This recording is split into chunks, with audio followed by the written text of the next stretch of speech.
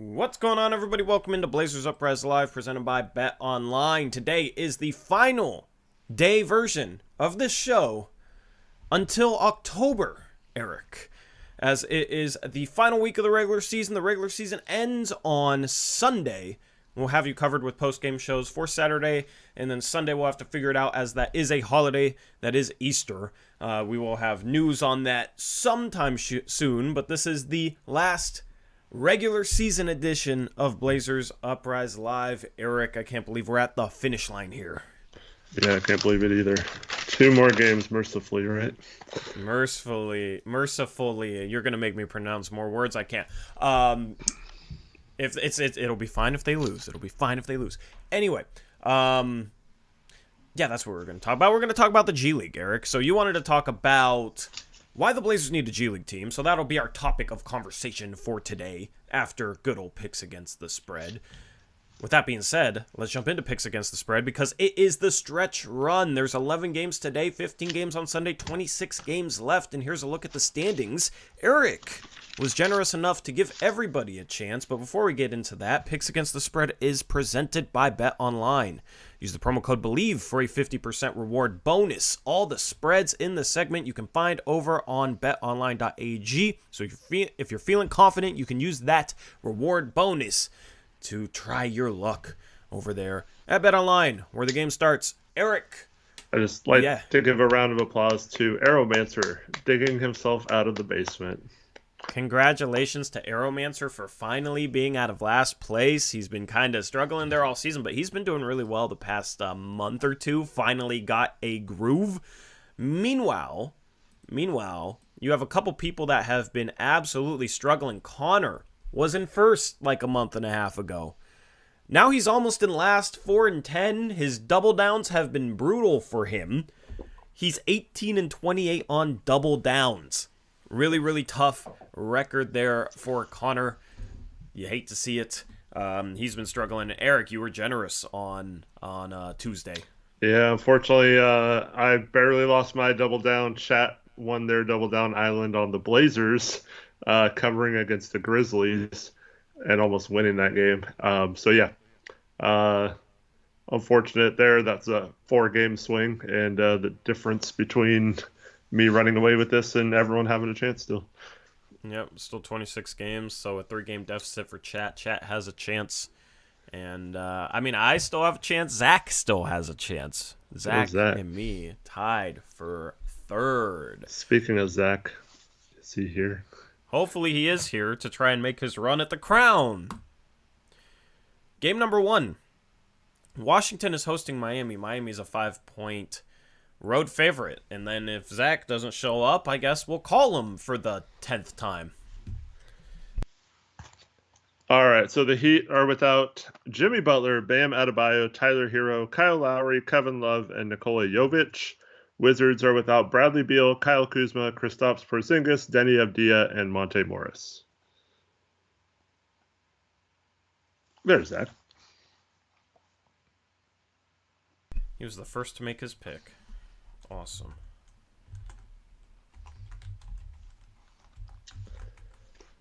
The Heat are in 7th, a game out of 6th with the Nets. So technically they still had a chance to avoid the play-in. Not sure why they're pulling the shoot there, but yeah. Yeah, it's strange. Since both teams are sitting out a bunch of guys, I'm just going to take the home team with the points and go with the Wizards. All right, Eric's going Wizards. I'm going to take the team playing for something and go with the Heat. How are they playing for something? To try and get out of the play-in, right? They're sitting everyone. Yeah, but the guys that are still playing for something, technically. Okay. Trevin says Wizards. Trevin goes Wizards.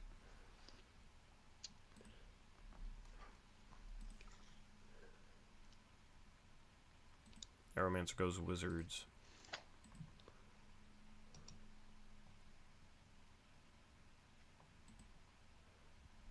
Zach went Heat.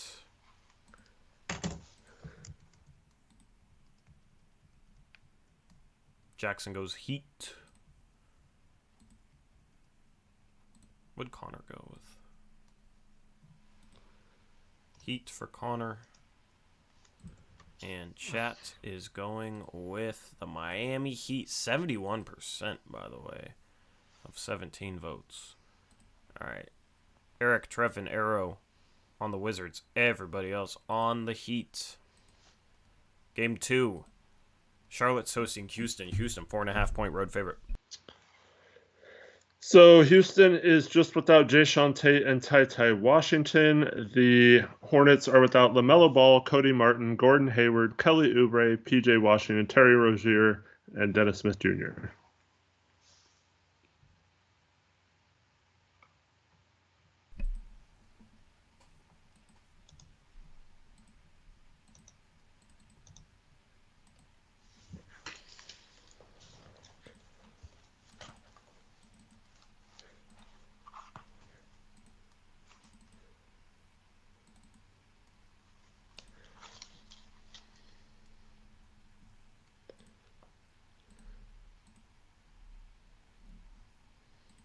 All right, we got Rockets for Trevin and Aeromancer.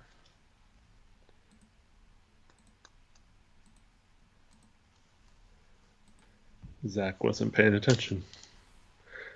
Zach, Sunday. Saturday night on post-game. Oh, no, it's not even a night post-game show. We'll just have to do like a separate Blazers Uprise live at like 11 p.m. or something.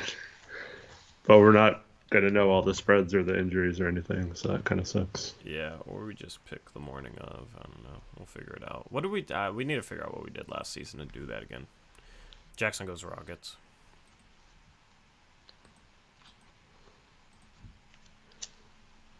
Because I don't remember exactly how we did it last season.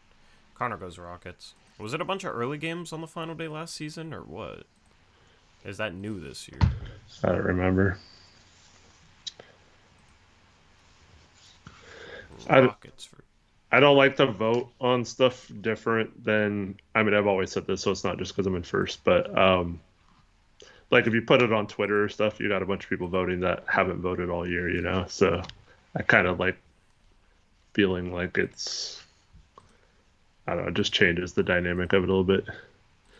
Chat goes Rockets, and we're just waiting on Eric. I am Rockets. Clean sweep.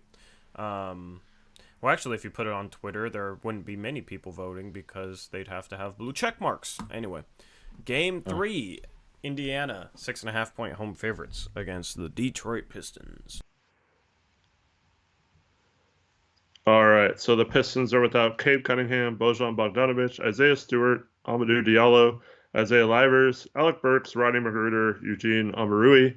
The Pacers are without Tyrese Halliburton, Miles Turner, TJ McConnell, Chris Duarte, Jalen Smith.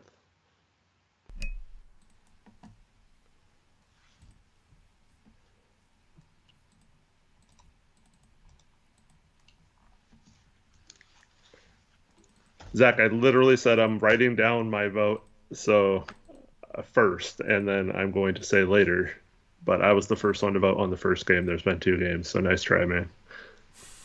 I don't do that crap. I don't care what you guys pick.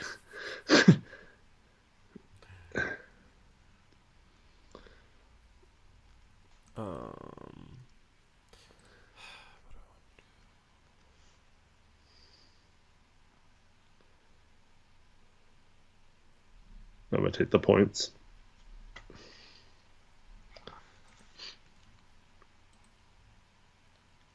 Pistons for Connor, Arrow, Trevin, Zach. Connor, Arrow, Trevin, Zach. Jackson is the lone. So who do the Pistons have? You do this every time.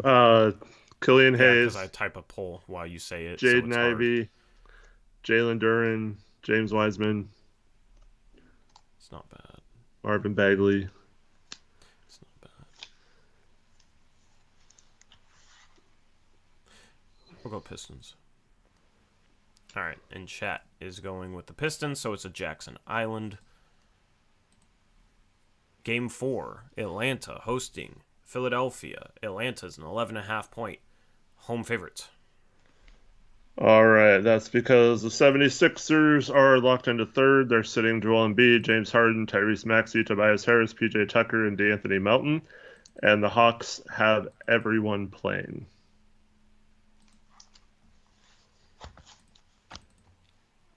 Sadiq Bey is playing Zach, but he's on the Hawks, so he'll be playing for that team, not the Pistons.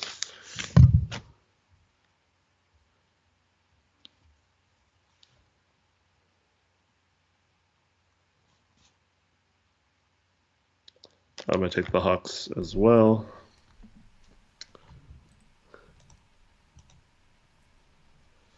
What's up? Meet that bozo. Hawks for us two, and Jackson and Trevin. I don't like how in agreement everyone is. Makes me less confident in our picks. Hawks for Zach. And Connor. And Chat. I'll give Chat a little bit more time. There's not many votes in there. I'm waiting on Arrow.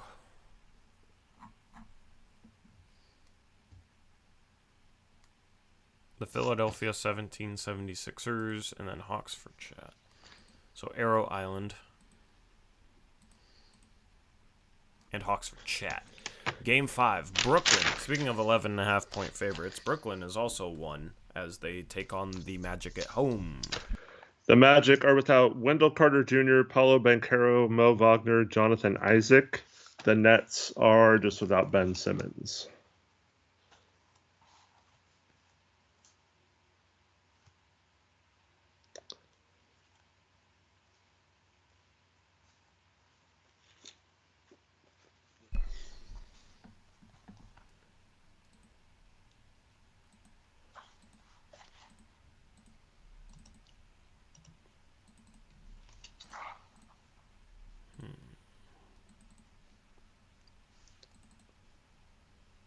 Zach's on the Nets, Trevin and myself are Magic.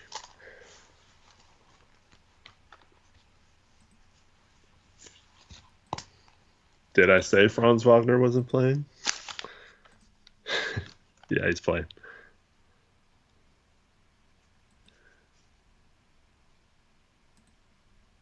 Mo's not, but Franz is.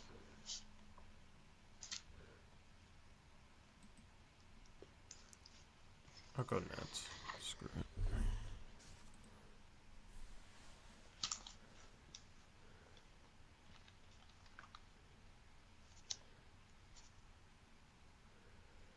They can't catch the Blazers, though.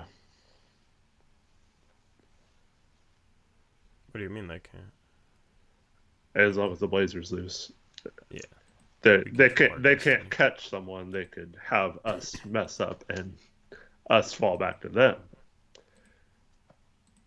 Why would I say Mo Wagner if I meant Franz Wagner, Arrow? I don't understand. Eric, Magic for Arrow? You said Mo Wagner. I want to clarify that is indeed who is out.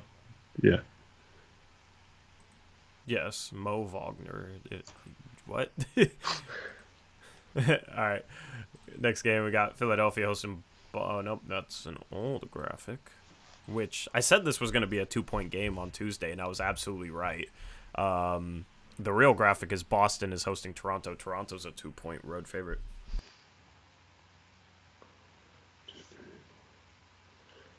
Hold on, I'm missing someone from last game. Jackson's going Nets for the 3 Magic, 5 Nets. Yeah, for the pattern, even though there wasn't a pattern. Okay, so the Raptors are without Otto Porter Jr. and Jeff Doughton. The Celtics are without Jaylen Brown, Marcus Smart, Malcolm Brogdon, Danilo Gallinari.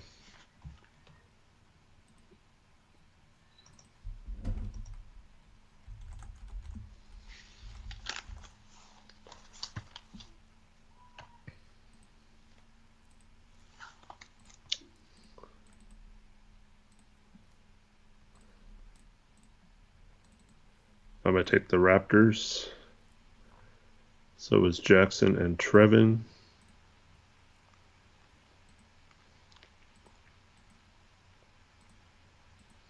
Connor, Raptors. Oh, why did I put that Celtics logos away? Okay, your Raptors, Trevin's Raptors, Jackson's Raptors, and who else? Connor. Connor. I mean,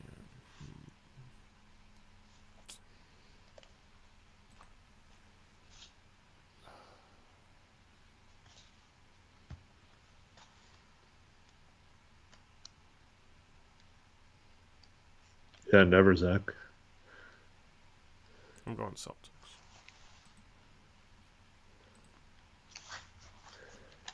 Zach is going Celtics. Let's go, Zach. Aeromancer is going with... I don't know who. Chat's going Celtics.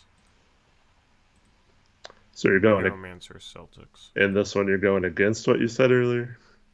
Me? Yeah, What do you mean? you said the team that you're voting on someone that the Yeah, for that team to for play that for. game. For Yeah. that game. But Boston still has Tatum and They are locked into 2 though. They can't move. yeah, but I mean I'm okay. Next game. New Orleans is an 8.5-point home favorite taking on the Knicks.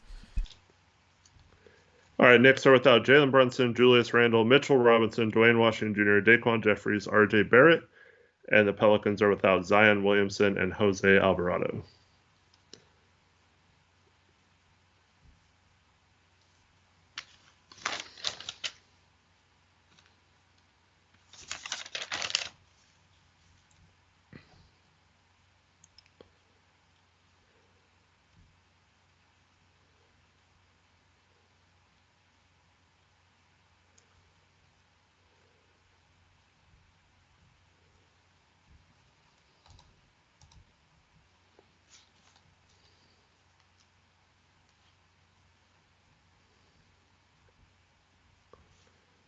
Jackson's going Knicks. I'm going Pelicans. Zach and Trevin are Pelicans. You're muted.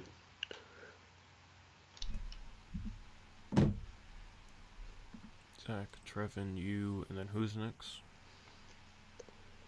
Jackson says Knicks. Yeah.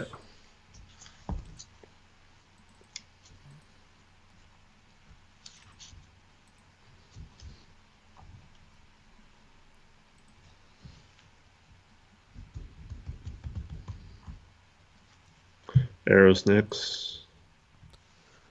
I'll go Pelicans.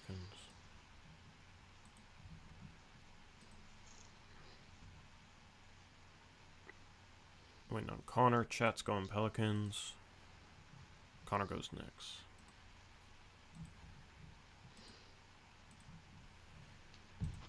Next game, Milwaukee hosting Memphis. Memphis 7.5-point road favorite. All right. So the Grizzlies are without Steven Adams, Brandon Clark, Zaire Williams, Jake LaRavia, and Sante Eldama is doubtful. Bucks are sitting out Giannis, Antetokounmpo, Drew Holiday, Chris Middleton, Brooke Lopez, Pat Connaughton, and Grayson Allen.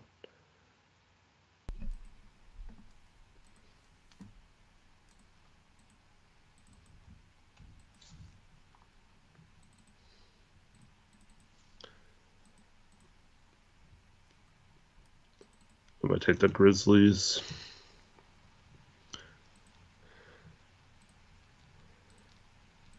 Jackson and Trevin are taking the Grizzlies too. Zach is Bucks. Memphis can still... I wonder who has a tiebreaker there for the 1 seed.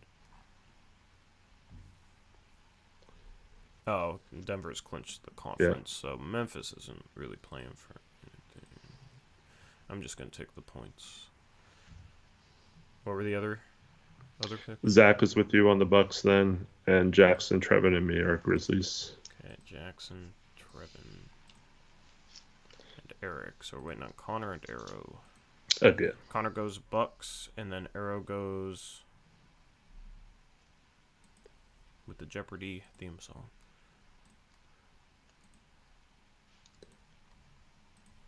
Chat goes Grizzlies.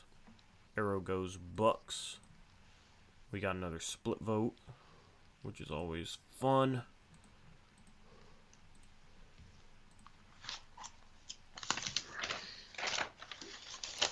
That poll ended at 50-50, but it was Grizzlies when I ended it, so that final vote was after the buzzer. Anyway, Dallas hosting Chicago. Dallas, 9-point home favorite. All right, so the Bulls have been locked into 10th. They are sitting Zach LaVine, DeMar DeRozan, Lonzo Ball, Patrick Beverley, Alex Caruso questionable. The Mavericks are sitting out Kyrie Irving, Tim Hardaway Jr., Maxi Kleber, Christian Wood, Josh Green, and it came out a few minutes ago that Luka might only play the first quarter and then sit the rest of the game. So, yeah. I'm going to recheck the spread on this game then. Yeah, the spread has drastically changed on this game. Dallas is a 5.5-point favorite because of that, so that's drastic enough to definitely change. Yeah.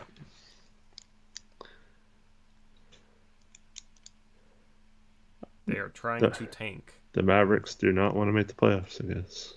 Nope. Which is weird.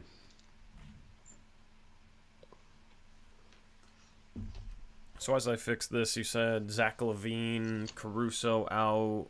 Caruso's questionable. Zach LaVine, DeRozan, Lonzo Ball, Patrick Beverley all ruled out. Gotcha.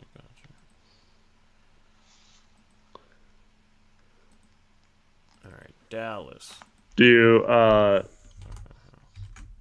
everyone, Zach, Trevin, Jackson, Connor, do you guys want to stick with your picks or do you want to change them? Yeah, just remake your picks. I'm going to go Bulls. Trevin's going Bulls.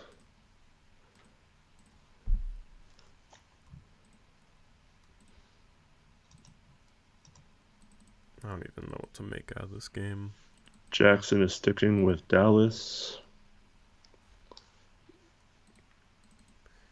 Connor, are you sticking with the Bulls? Arrowmancer. Okay. Go ahead. Arrowmancer sticking Bulls. Arrowmancer sticking Bulls. Connor sticking Bulls. I mean, since the Bulls are resting people, how big of a lead can Luka build? Because you know Luka ain't going tank.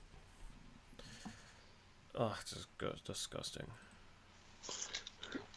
Zach Bulls. Mateo, the incentive of the Mavs losing is they are in 10th right now in the lottery. If they keep 10th or move up in the lottery, they keep their pick. If they fall to 11th, it would go to the New York Knicks. So they are valuing keeping that pick over going for the playoffs. Chat goes Bulls, 54% of the vote. I went Mavericks. Jackson went Mavericks. All right, second to last game. Sacramento hosting Golden State. Golden State 9.5-point road favorite. Just to make sure, did Connor stick with the Bulls? I think so, yeah. Yep, he did.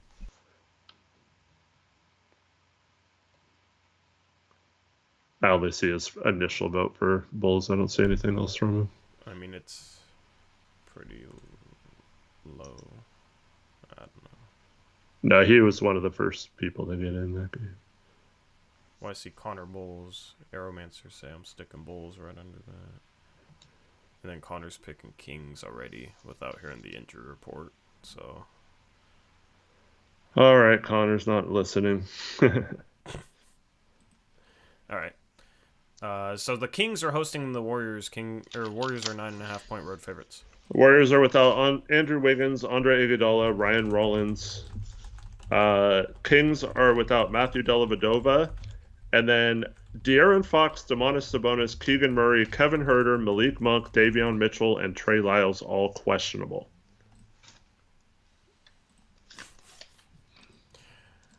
All right, I'm going Warriors. What the hell?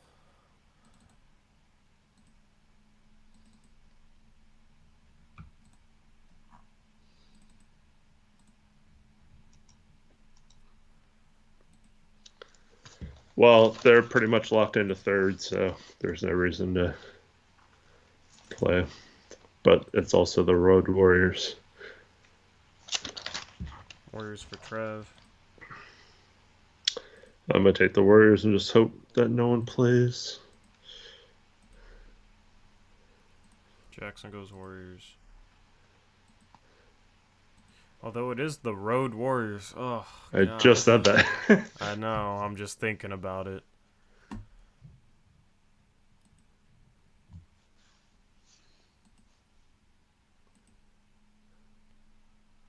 Huh. Tough. Kings for Arrow.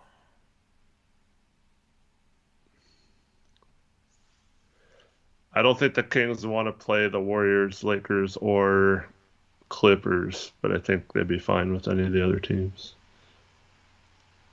Sure, they probably want Minnesota or Oh, Zach went Pelicans. Kings and Connor went Kings super early. Okay, that's why I was waiting on those two. And then Chat goes Kings. So it's a split vote. Final game. Lakers hosting the Suns. Lakers 12.5-point home favorites. Suns are sitting out Kevin Durant, Devin Booker, Chris Paul, DeAndre Ayton, and TJ Warren. They are locked into the 4th seed. The Lakers are listing LeBron James and Anthony Davis as questionable. D'Angelo Russell is probable. I don't think there's any way any of them miss this game.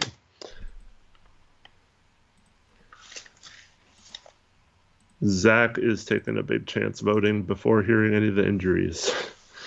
Again.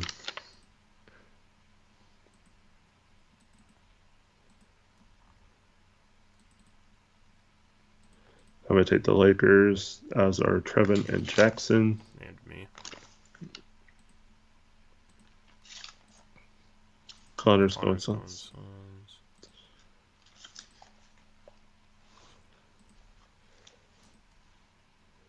No, whoops, that's wrong. Arrow's going Suns. Jackson Lakers. Arrow Suns. And Chat is the Lakers. Alright, double downs. What was Chat's? Do you know? Chat's is going to be the New Orleans Pelicans. Alright.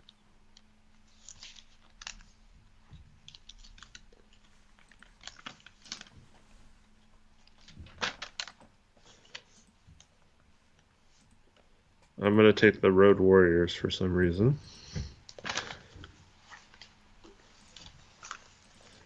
Jackson's going on his island, the Pacers.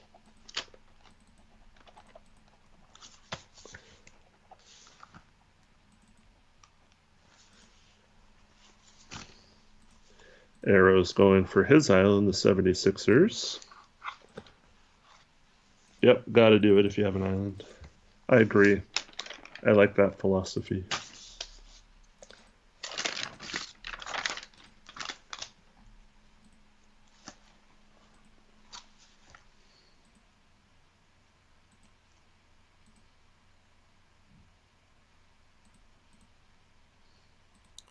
I don't know what I want to double down on. At all.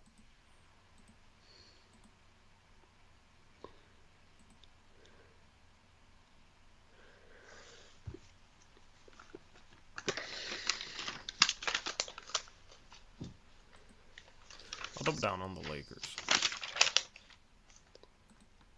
Nets for Zach. Raptors for Connor.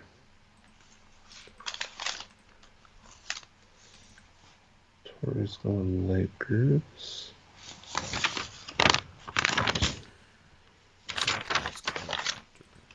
Trevin's going Magic.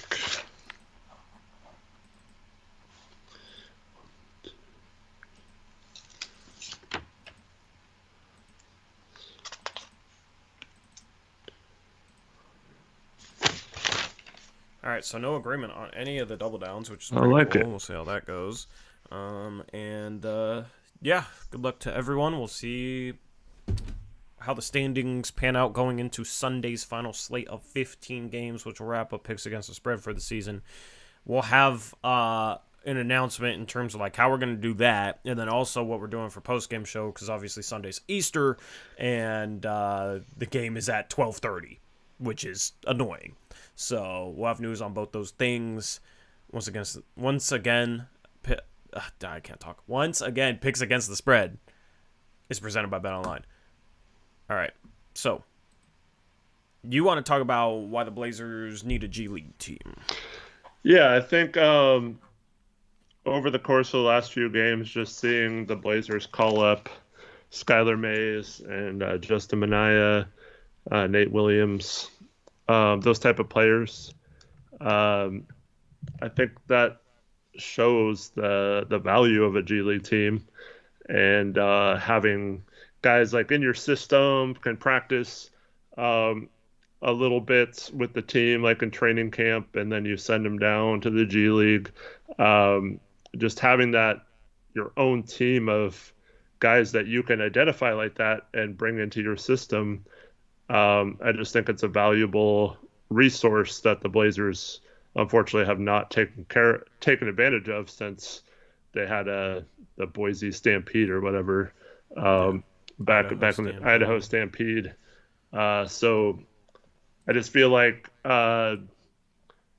this is showing that they're really missing out on having a lot of development there. And then also there's been several points of the season where we sent players down to the G League, like John Butler, Greg Brown, and they're having to play for other teams, organizations and stuff. So that's not ideal either, where John Butler could have been playing, 50 G League games this year, because we didn't really need him most of the season.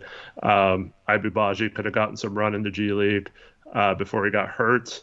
And then you would have these guys you would already know a lot more about them. And I don't know, just the evaluation process with how things are going with scouting and everything. I just feel like it's such a disadvantage to not have one. Yeah, with the emphasis put on the G League in terms of two-way contracts, in terms of the G League Ignite being a viable option for prospects before they get into the NBA to take, I was bummed that the new CBA didn't include some sort of structure for every team having to have a G League team. Like, that should have been a requirement in the new CBA, in my opinion. And then expanding the draft to 4 rounds, where it's like if you're in a situation that Portland's in right now, instead of just making random 10-day signings, you're just calling guys up from your G League team, guys that me and you would be more familiar with because they would have been on our G League team all season. Yeah. And we could have talked about how, it would be fun to have if there was a system like that, it'd be fun to just touch upon occasionally who's looking good in the G League, especially when this team gets bit by injuries. So I was bummed out. That was the biggest bummer in the new CBA, is that we haven't read the entire thing, but I think you would have heard about it by now. They wouldn't be expanding it to 3 two-ways if they were doing a true minor league system. I think they should do a true minor league system. Hopefully in the next CBA that'll be the case, but I was bummed out about that. And part of the reason I'm bummed out about that is because Portland simply doesn't have its own G League team at the same time. Yeah. It's almost like we're hoping the league would force them to, right? Yeah. But take someone like Justin Minaya, though, he's showing some skills that could be, developed into a quality player eventually, but I don't think he's quite good enough to make the team next year or something like that. So it'd be cool to, now that you've seen him play for the Blazers, we could keep kind of his rights, not fully his rights, but you know what I mean? Have him be part of the team and have him all summer league team, and then join the G League team next year. It's just a question of money and where to put it and stuff. But I think it is, as Tyler James asked, is this just a Jody being cheap thing? Yes and no, because I guess it was still Paul Allen, right, when the Stampede went away. So it wasn't fully on Jody that we don't have a G League team anymore. I'd be interested to see if we'd still have one if we did when she took over. But I think, I don't know.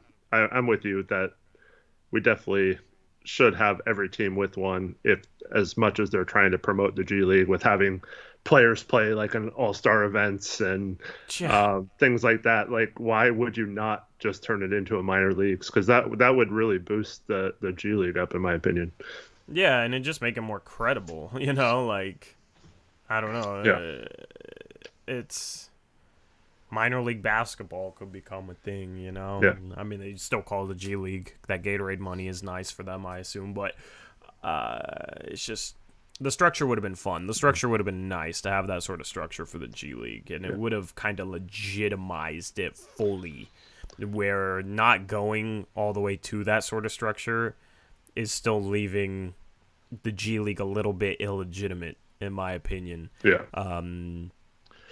If that makes sense, Yeah. because in minor league baseball, it's like you draft a guy through 40 rounds of draft, and you have like 3-4 minor league levels, AAA, AA, single A, and then there's like smaller leagues than that even, or just different structures, different times of the year, and you develop those players throughout all those minor leagues. And we've seen guys that are undrafted come up through the G League and become impactful NBA players. And if it was a situation where you could draft those players, third round, fourth round of a draft them to your minor league team and develop them and turn them into a legitimate NBA player, then it's more of a organizational success story, and there would probably be some organizations that would excel more with that instead of just like, oh, this guy looks good in the G League, let's scoop him up and see what he can do for us. Yeah. Like a Skylar Mays situation. So it would give the organizations more control over that level, because it would be a situation where every G League player was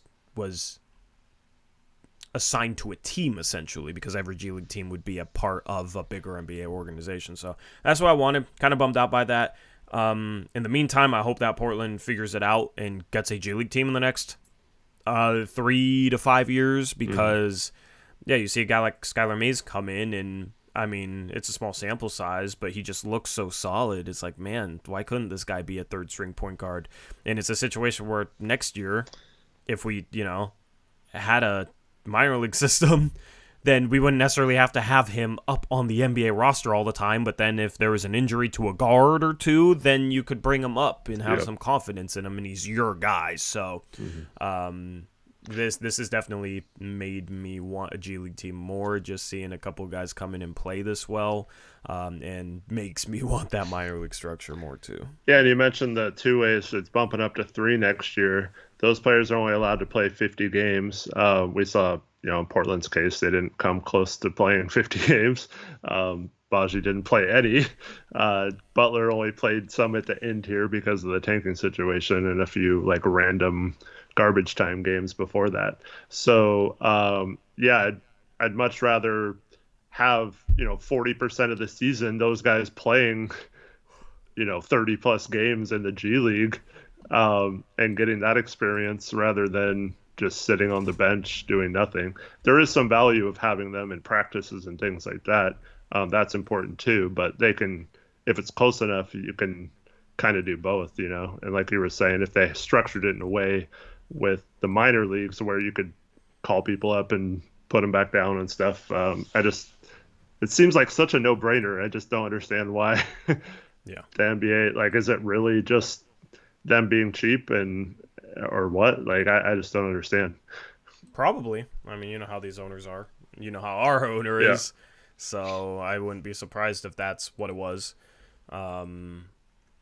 Also, it's a lot of NBA.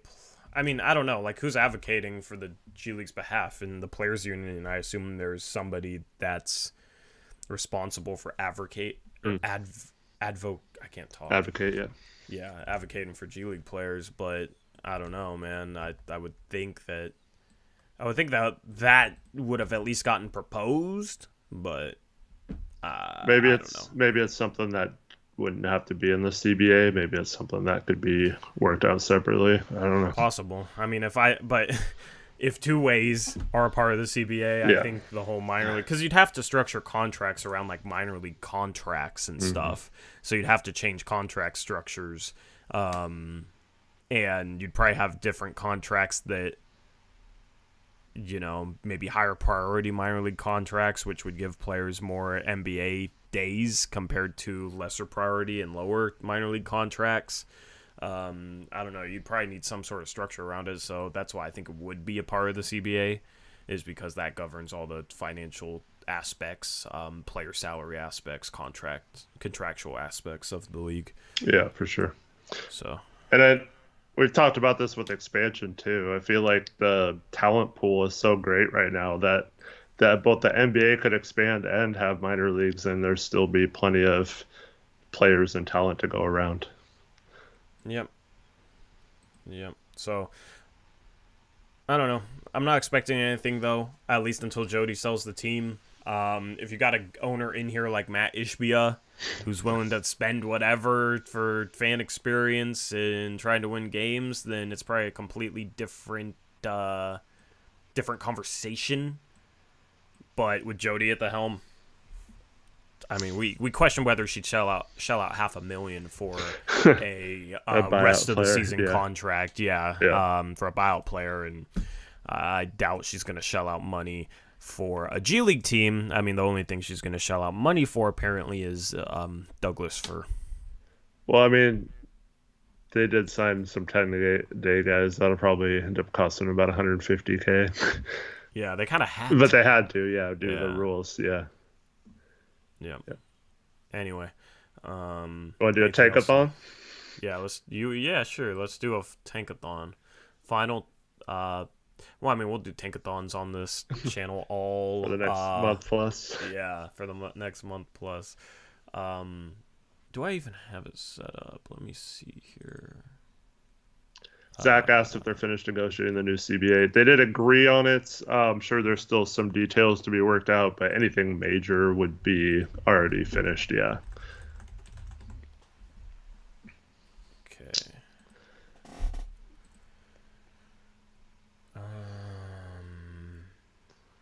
Okay, I see a tankathon. I have so many sources. I need to clean up this Blazers Uprise Live setup. Okay, there we go. Blazers still at 5, rooting for Washington, Indiana, Orlando to win, because then if the Blazers lose tomorrow, they would clinch fifth best odds. As it stands, the Blazers can't win right now because that would reduce their odds. All three teams in the three-way tie below them have 7.5% odds at the number 1 pick and only 32% odds at the top 4 compared to 42% for the Portland Trail Blazers. So a 10% greater chance at the top 4 than those teams tied for 6th, and a 3% chance greater at the number 1 overall pick. So it does matter. It does matter. Even if it doesn't end up in number 1, it does matter for the top 4. Makes it a better trade asset. You get a better player, most likely. I mean, you could always run into a situation where arguably the second or third best player in the draft class is available at 7, which you could make the argument for Shaedon Sharpe. But you want as high of a pick as possible because Shaedon Sharpe could have definitely went before 7 last year. Yeah. There was a case for multiple teams taking him before then. Mm-hmm. Let's simulate this thing. Scroll up from the bottom. Fingers crossed for our hopes and dreams. At 14, Utah via Minnesota. 13, Toronto. 12, the Knicks get Dallas's pick as they fall a spot because OKC moves up into the top 4. Of course they did. At 11, Orlando via Chicago. At 10, Utah. At 9, Orlando via Orlando. At 8, Indiana.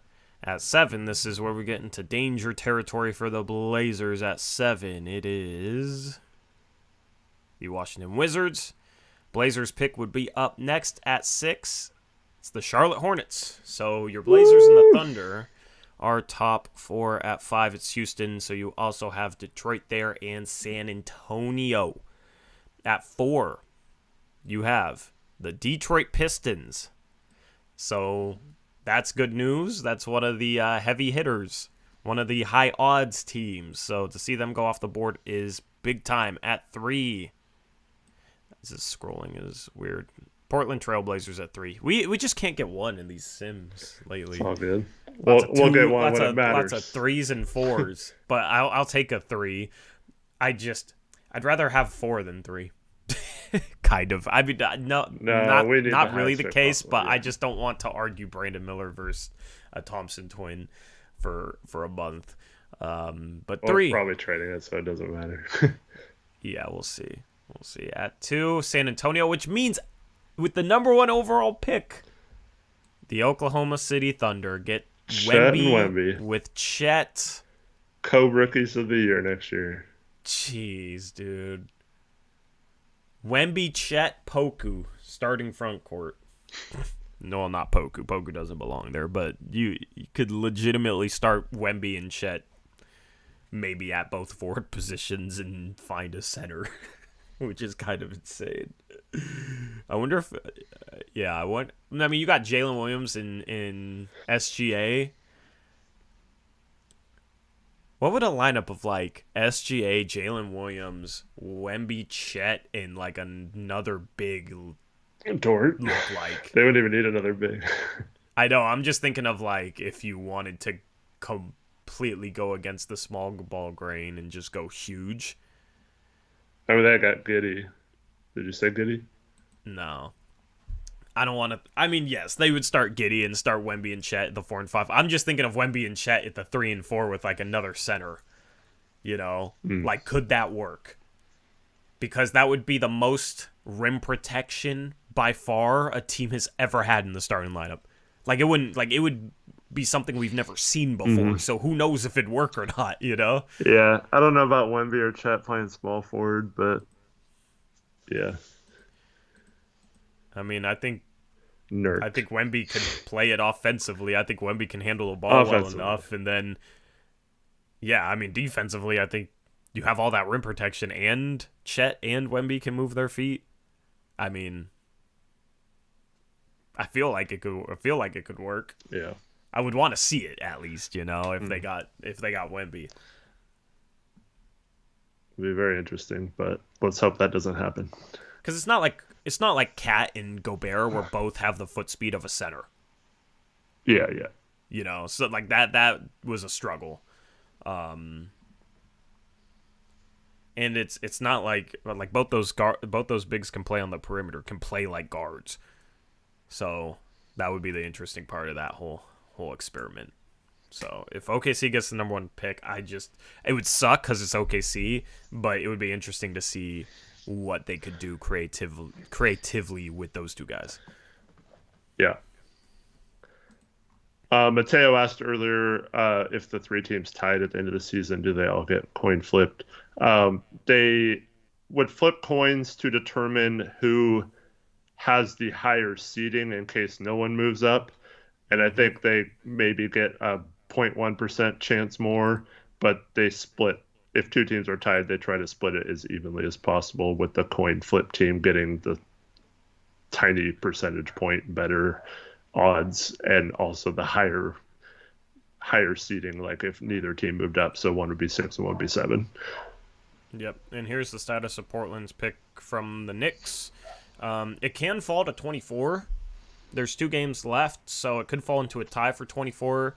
You're rooting for the Kings to win, rooting for the Knicks to lose.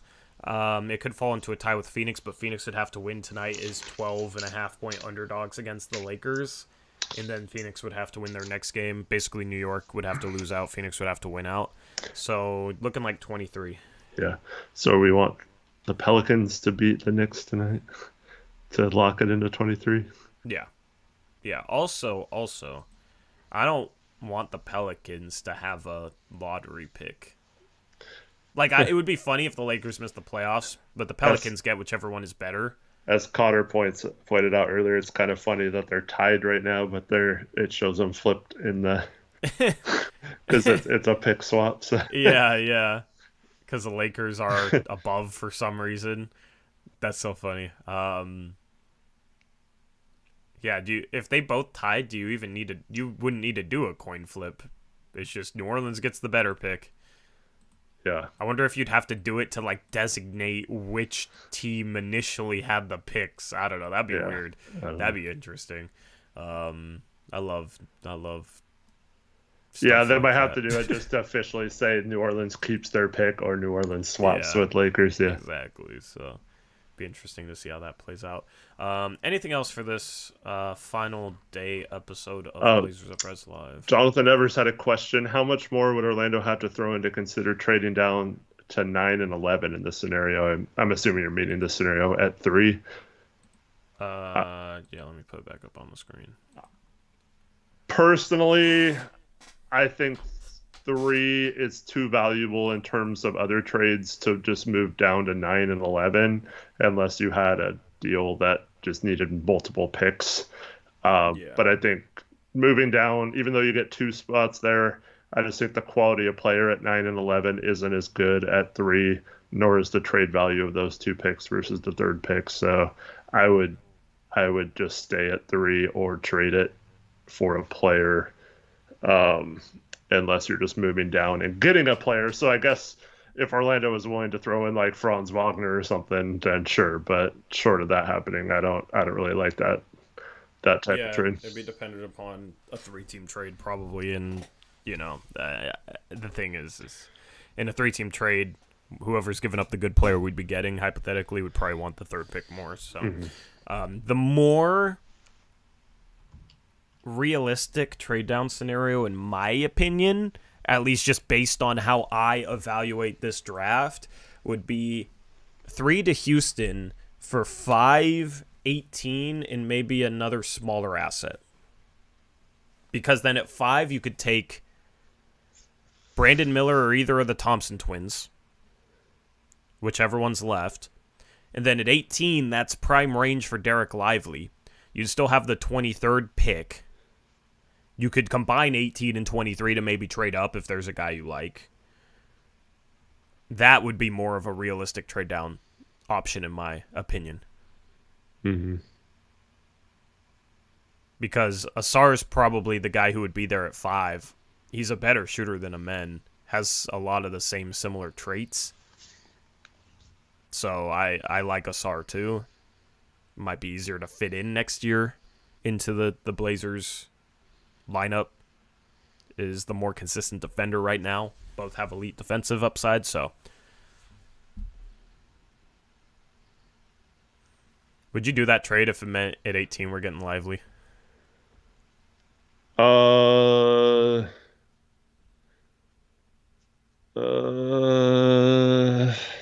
My turn to ask you the tough questions. If we could guarantee we got Lively at 18, yeah, I think I would. Yeah. Because we could theoretically come out of the draft with Asar, Lively, and Leonard Miller or something. Yeah. That would be like our front court of the future, you know? Yeah, that. Because those 3 with Sharp and Anthony, if he's still there, yeah, I'm liking that, yeah. Yeah, and at 23, you could have like maybe a Gigi Jackson is available, and if that's your 3rd first-round pick, then it's a little easier to just swing on that upside, you know? You don't really need that pick to pan out as badly. Also... Or you could trade it for try to get the Bulls pick back. I think, yeah. I mean, Jet Howard defensively doesn't make much sense on this team, but like for what he can do offensively at his size, if he was there at 23, I think you have to take him. I think there's a chance he falls. I don't see him falling very far. Yeah. I think he's the type that's gonna impress in workouts.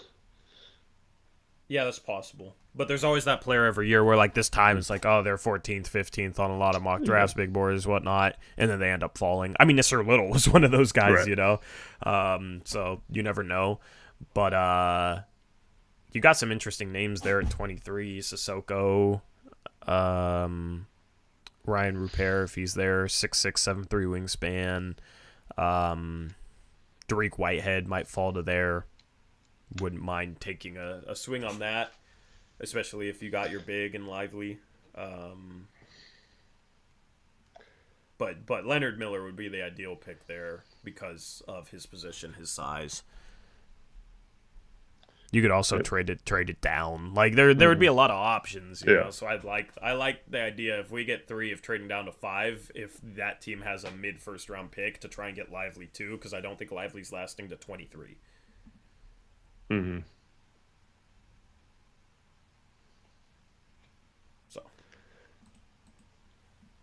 I don't see the Blazers taking Emoni Bates. no, no.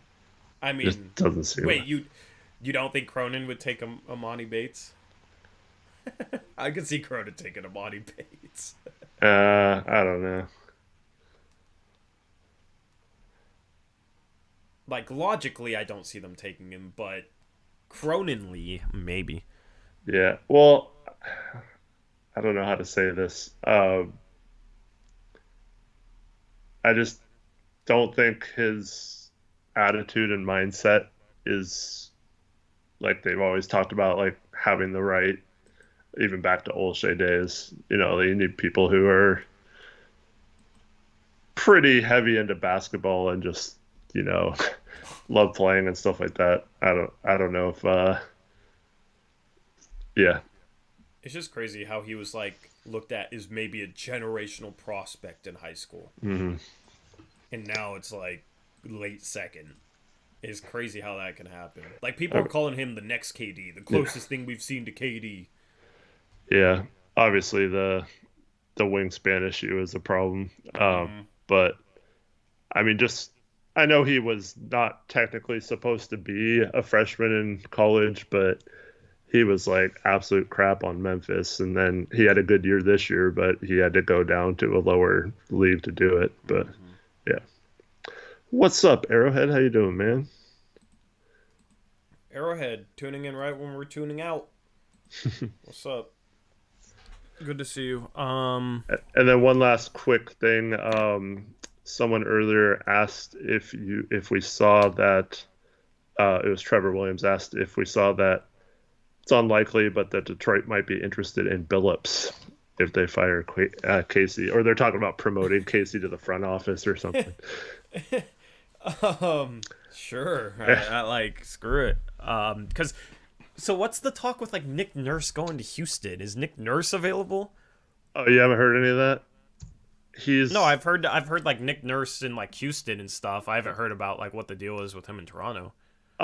he's been saying for a while now that after the season he's going to take some time to reevaluate whether he wants to be there or something, and so he might just resign or leave. Um, I don't know if that means he's going to take a year off or what, but yeah, he might step down at the end of the season. So I people don't think he'd thinking, want to come here if he leaves Toronto though. Unless we have Wemby. yeah, I don't know. We trade Chauncey to Detroit for the number one pick, and then we draft Wemby, draft Asar, and bring in Nick Nurse. Let's go. Detroit has the 31st pick. I'd take the 31st pick for Chauncey right now.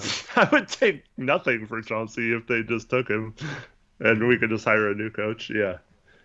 Yeah, and then so also rumored it was two names, Nick Nurse and did you hear what the other name rumored to Houston is?